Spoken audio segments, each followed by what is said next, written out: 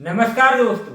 क्या आप जानते हैं रावण का बेटा मेघनाथ जब पैदा हुआ था तो रावण ने ब्रह्मांड की दिशा ही बदल दी थी।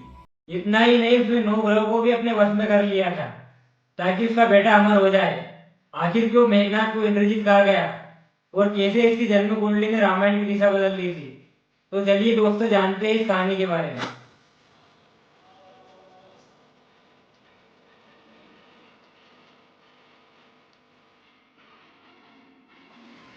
लंका में जब रावण के महल में पुत्र का जन्म हुआ तो आसमान में अजीब हलचल मच गई। देवता भी चौंक गए क्योंकि यह बालक कोई साधारण नहीं था। उसका नाम मेघनाथ रखा गया। कहा जाता है जब वो जन्मा तो बादलों में गड़गड़ाहट हुई और बिजली कड़कने लगी, इसलिए उसका नाम मेघनाथ अर्थात बादलों का स्वामी रखा गया। रावण ज्योतिष और तंत्र विद्या में माहिर था। जब उसने पुत्र जन्म की खबर सुनी तो तुरंत ही 9 ग्रहों को अपने काबू में कर लिया। वह चाहता था कि उसके पुत्र की कुंडली इतनी शुभ बने कि कोई उसे पराजित न कर पाए। कहानी मिलती है कि रावण ने 9 ग्रह को बांधकर सीढ़ी के नीचे लेटा दिया ताकि जब मेघनाथ सीढ़ी से नीचे उतरे तो ग्रहों का दबाव उसके चरणों के नीचे रह जाए।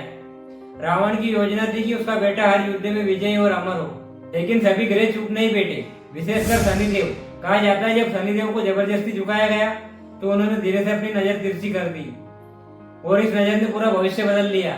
कहा जाता है इसी कारण मेघनाथ के जीवन में अकाल मृत्यु का योग बना।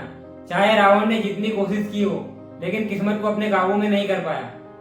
मेघनाथ जब बड़ा हुआ तो वह इतना शक्तिशाली हुआ कि उसने युद्ध में खुद देवताओं के राजा इंद्र को पराजित कर दिया और तभी से उसका दूसरा नाम इंद्रजीत पड़ा।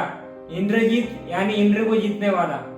कहा जाता है कि जब वो रणभूमि में उतरता था तो पूरा आकाश गड़गड़ाहट से भर जाता था, देवता तक कांप उठते थे। उसकी शक्ति इतनी थी कि यदि उसका जन्मकाल रावण की इच्छा के अनुसार होता तो आज रामायण का परिणाम भी कुछ अलग होता। लेकिन दोस्तों सत्य यही है कि किस्मत और कर्म के आगे किसी की नहीं चलती।